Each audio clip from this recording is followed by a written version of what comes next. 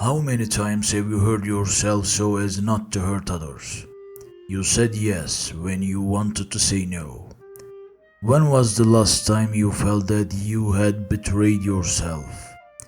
The interesting thing is that nobody forced you or made you feel obligated. Despite this, you couldn't say no. Because this is not a choice. It is a survival mode you learned long ago. If you don't become aware of this, these small acts of kindness will slowly destroy you. So, could you be someone like this too? Everyone around you knows you as a very good-hearted person. They say that you are someone who always helps, never complains, and adapts to any situation.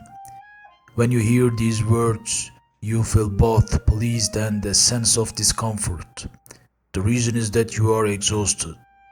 You accept these acts of kindness not by choice, but because they feel like the safest option. And over time, this behavior slowly drains you. We all accept without question that kindness is a beautiful thing. But some acts of kindness don't come from within, they are the price we pay for our fears. The other person may not be able to tell the difference between the two. We say yes with the same smile and rush to their aid, but one of them traces all the way back to the survival instinct. As a child, staying silent, at home, at school, or anywhere, may have felt safe. If getting angry was dangerous, if saying no sometimes resulted in being abandoned, if expressing a need was perceived as being a burden, the mind learns a way. Be gentle, adapt, make others happy. Because as long as you make others happy, you feel safe too.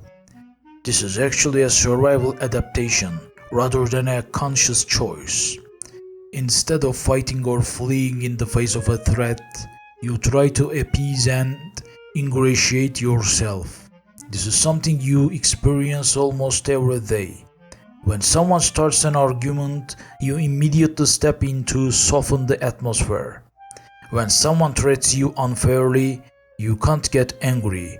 On the contrary, you look for reasons to justify them or become an overly understanding. You constantly apologize whether it's necessary or not. We internalize this so much over time that we reach a point where we can no longer tell when we are genuinely being kind and when we are acting out of compulsion. Let's look at a simple example. You are very tired. You have worked intensely all week. You just want to go home and put your feet up. Just as you are heading home, a friend calls and wants you to come along for some shopping they need to do, simply because they don't want to go alone. In that moment, you experience an inner conflict and deep down you know you don't want to go at all. But thinking that your friend valued you enough to call, you don't want to let them down either. Besides, if you tell them you can't come, you might come across as having snapped at them. Maybe they won't even call you again. For this reason alone, you accept the offer reluctantly and change your route. The entire inner conflict lasts only a few seconds, sometimes even less. Driven by past habits and experiences, a yes you never wanted slips out of your mouth. With a bitterness and displeasure inside, you give up your evening simply to make your friend happy. This is not loyalty, it's fear in disguise. If you say no, there is a risk of losing the relationship, the approval, the love, and the security in return. This feeling is so powerful that saying no often doesn't even feel like an option. If we think about the last time we said no to someone close to us, we can see how true this is. The inability to say no slowly erodes our sense of self. Gradually, we compromise ourselves. One day we suddenly realize how exhausted we are.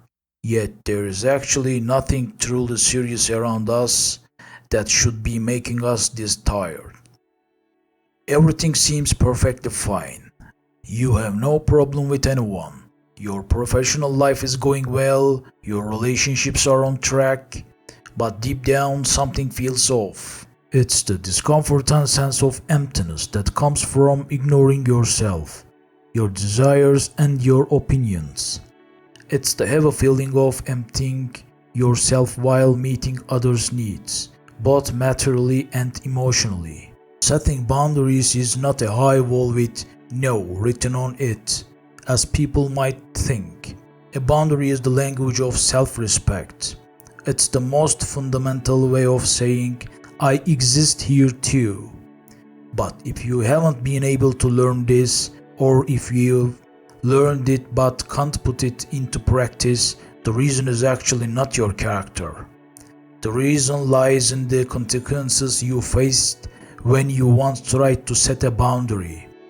Perhaps when you set a boundary, someone was very hurt or got angry.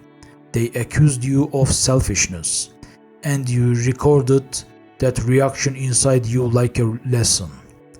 Setting boundaries is dangerous and has negative consequences. It hurts people. It leaves you alone. This lesson is flawed because the conclusion behind it's flawed. But this false belief took root in our minds over time and grew stronger. Now you are an adult and you are still acting on that inference.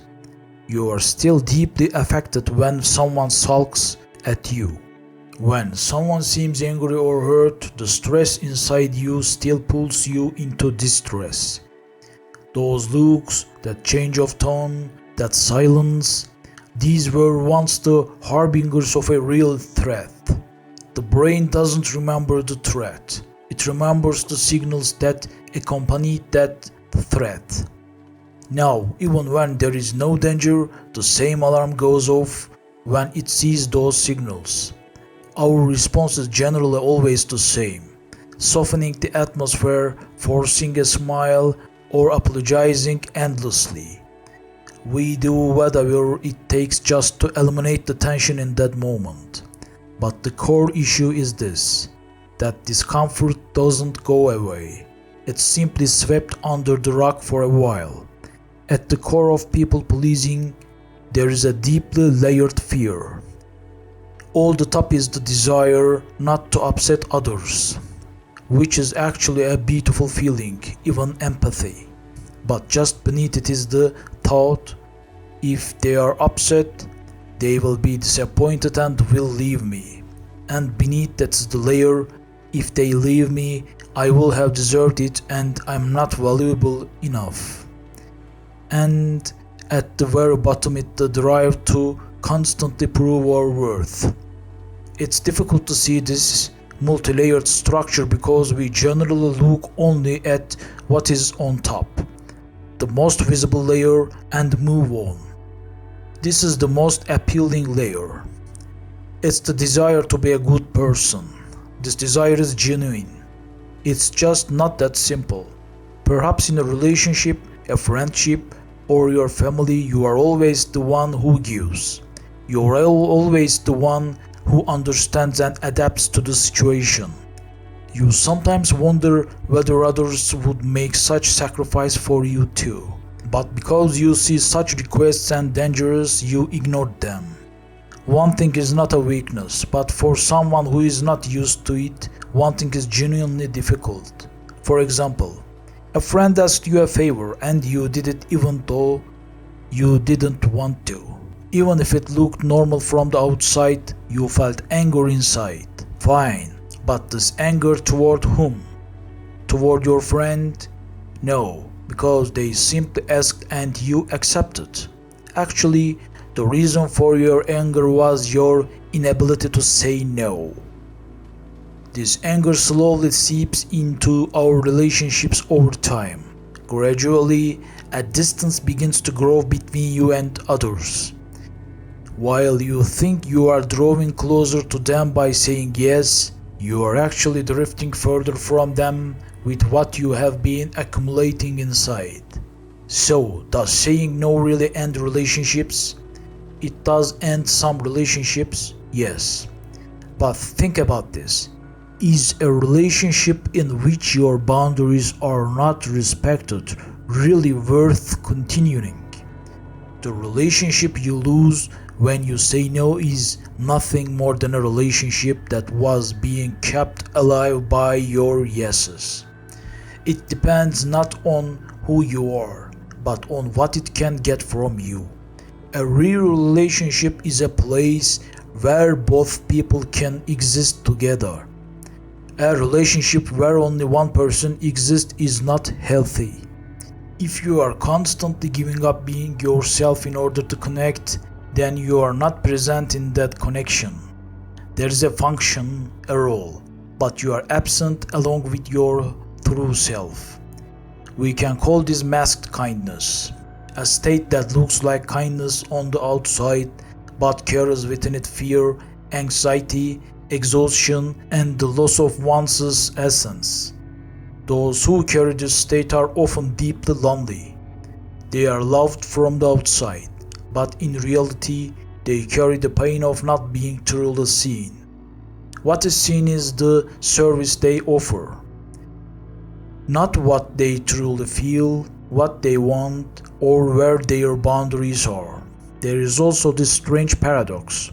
The yeses of people who can't say no also lose their meaning over time, because the other person, even unconsciously, knows that your yes carries no real cost. If you say yes to everything, this is a reflex, not a choice, and people find choice valuable. This may not seem fair, but consider it from this angle as well. A person with boundaries, when they do give, is truly giving from the heart. With someone who has no boundaries, it's unclear whether they truly want to give. So, how can we change this? It is certain that it won't happen all at once. Deciding to set boundaries and applying it immediately is rarely realistic.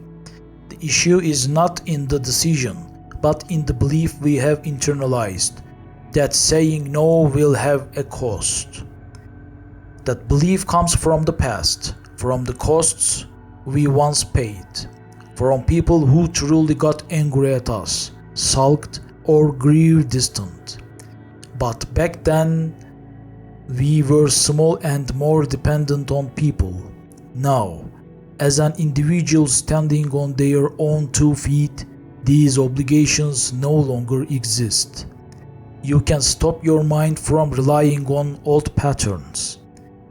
You can build new patterns, and these new patterns are built through small experiences, by saying no once and seeing that it is not the end. Like strengthening a weak muscle, strengthening it slowly by gradually increasing the load.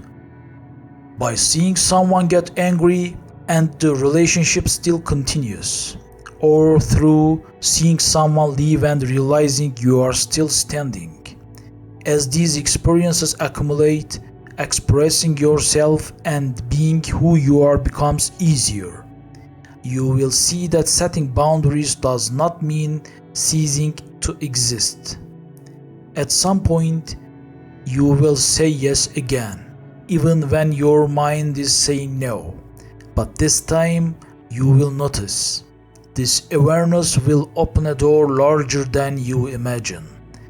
Change does not begin with saying no. It begins with noticing that you too have limits. Those boundaries exist so that you don't lose yourself at the cost of losing others. One day, when the time comes, you will not suppress that voice coming from inside you. For the first time, you will say no truly for yourself. At that moment, that's the moment you stop abandoning yourself.